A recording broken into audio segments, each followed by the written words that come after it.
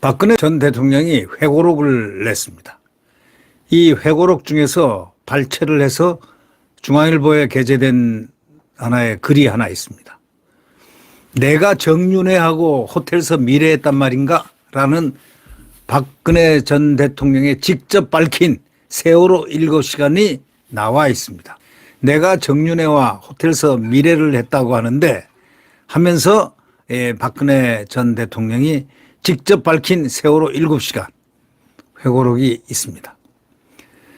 세월호 참사는 이렇게 표현합니다. 박근혜 회고록에 의하면 세월호 참사는 내 재임 중에 벌어졌던 일들 가운데 가장 처참했던 기억으로 남아있다. 이렇게 표현합니다. 먼저 2014년 4월 16일에 발생한 세월호 침몰 사고로 인해서 단원고 학생을 비롯한 304명의 희생자가 발생하고 국민 여러분께 큰 상처를 남기게 된 점에 대해서 이 회고록을 빌려 다시 한번 진심으로 사과드린다. 이 참사에 대해서는 당시 국정을 책임졌던 내가 누구보다 큰 비판을 받아야 한다고 생각해 왔다. 그렇기에 당시 세간에서 나와 관련해 제기됐던 온갖 의혹이나 추문에 대해서 일일이 해명하려고 애쓰지 않았다. 하지만 그 때문에 사실이 아닌 것들이 사실처럼 받아들여지고 그게 또다시 사회를 분열시키고 혼란스럽게 만드는 악순환이 발생했다.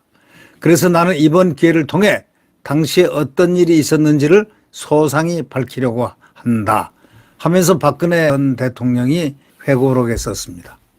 저는 누구보다도 박근혜 대통령을 주치의를 8년 이상을 했습니다. 그리고 또 그가 세웠던 적은 당에 발기인 및 언론특보로 들어갔다가 개인 사정 나온 그런 경우가 있었습니다. 그러하기 때문에 박근혜 전 대통령에 대해서는 저 나름대로 보는 인식의 체계가 있습니다. 진실이냐 아니냐 뭐 이것들 가지고 지금 얘기가 많은데 저는 진실이라고 생각합니다. 박근혜 대통령의 말이 진실이다. 누구나가 다 그렇게 얘기할 수 있지만 저는 지금 박근혜 대통령하고 소통을 하지 않은 지는 상당히 오래됐습니다. 상당히 오래됐지만 그러나 박근혜 대통령의 그 면모는 그 진실한 그의 지금 이런 회고록을 통해서 나오는 이야기는 100% 순도가 있는 진실성의 표현이 아닌가 저는 그렇게 생각합니다. 2014년 3월 말은 대통령이 취임한 이래 가장 바쁜 시기 중 하나였던 것으로 기억한다. 이렇게 얘기했습니다. 시작은 3월 20일에 열린 규제개혁 장관회의였다.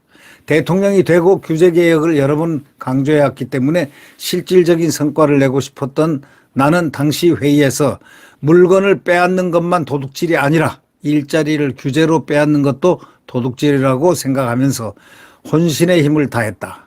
현장 분위기가 후끈 달아오르면서 회의가 무려 7시간에 걸쳐 진행됐다. 오후 2시 시작한 회의가 저녁도 거른 채 오후 9시에 끝났을 때 나는 완전히 탈진한 상태였다. 이틀 뒤에 3월 24일에서 3월 25일 네덜란드 헤이크에서 열리는 핵안보 정상회의에 참석하기 위해 비행기에 올랐다. 약 14시간의 비행을 거쳐 네덜란드에 도착했을 때 헤이그는 이미 밤이었다. 몸이 물에 젖은 솜처럼 무거웠지만 한중 정상회담을 위해 곧바로 시진핑 중국 국가주석과 만나야 했다. 북한 핵 문제와 자유무역협정 협상 등 논의를 하는 중요한 자리였다. 이어 열린 핵안보 정상회담도 한국, 미국, 일본, 중국 등 53개국 정상이 참석한 국제회의였다. 나는 24일 개막 세션에서 기조연설을 맡았고 다음 날에는 한미일 정상회담이 열리는 등 강행군이 이어졌다. 한미일 정상회담은 몸이 너무 안 좋아 링거를 맞고서야 겨우 참석했는데 아베 신조 일본 총리의 한국말 인사를 제대로 듣지 못해 오해를 받았을 정도였다. 헤이그 일정을 마친 뒤 3일간 독일 순방이 이어졌다. 이어 5박 7일간의 빡빡한 순방 일정을 마치고 귀국한 직후엔 시차 적응까지 겹치며 손가락 하나 까딱할 기운도 없었다. 하지만 국내에서도 일정이 연일 이어졌다. 3월 30일부터 4박 5일 일정으로 재외 공관장 회의가 열렸다. 각국에 파견된 외교관들이 참석한 행사인데 나는 4월 1일 청와대 영빈관에서 열린 만찬을 주재했다. 오랜만에 고국을 찾은 이들을 앉아서 맞이할 수 없다고 생각해 입구에 서서 한 명 한 명 인사를 나누고 각 나라의 상황도 물어보다 보니 선체로 1시간이 훌쩍 지나갔다. 8일에는 방한한 토니 에벗 호주 총리와 만나 한 호주 정상회담을 가졌고 14일에는 21명의 대사에게 신임장을 수여했다. 겉으로는 멀쩡해 보였을지 몰라도 실상은 몸이 부서지는 듯 했다.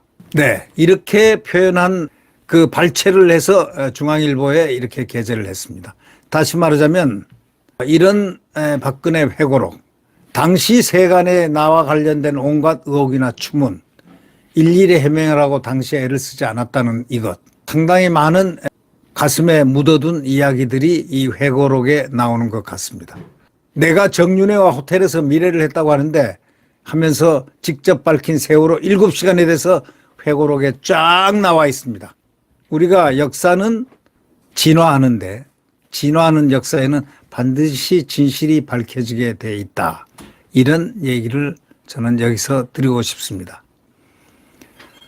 박근혜 대통령이 세월호 7시간 때문에 고통을 당했던 그런 역사적으로 굉장히 심각한 그 순간에 그 당사자인 본인은 얼마나 고통스러웠을까요? 그러나 이제는 후련하게 회고록을 통해서 밝히고 있습니다.